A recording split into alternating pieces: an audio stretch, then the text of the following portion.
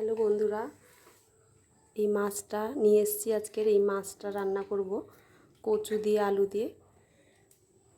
মাছটা মা কেটে দিচ্ছে।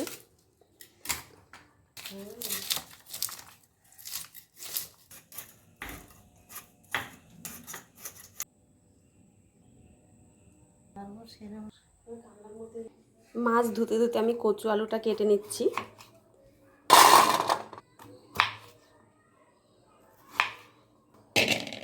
আদাটা ঘষে নিচ্ছি, টমেটোটা একটু ঘষে নিচ্ছি। মাছটা ধোয়া হয়ে গেছে, এবার একটু নুন হলুদ দিয়ে আমি মেখে নেব। নুন দিলাম মেখে নেব। ভালো করে মেখে নিয়েছি, এটা দিয়ে দিলাম। তেল গরম হয়ে গেছে, আমি একে একে মাছগুলো ভেজে নেব। হয়ে গেছে, এবার তুলে নেব।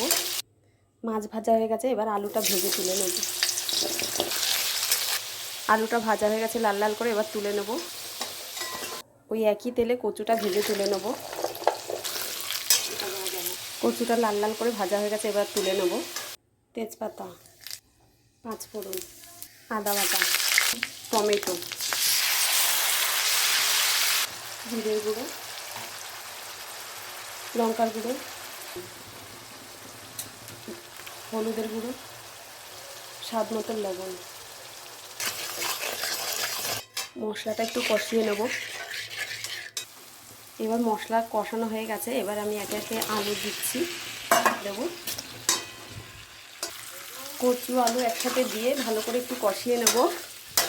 কষানো হয়ে গেছে, এবার আমি একটু জলটা দিয়ে দিলাম। ঝোলটা ফুটে উঠেছে, এবার মাছগুলো দিয়ে দেবো।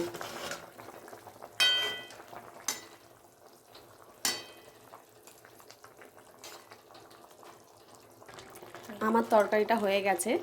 আপনারা বাড়িতে বানিয়ে দেখবেন। যদি ভালো লাগে কমেন্ট করবেন, সাবস্ক্রাইব করে দেবেন।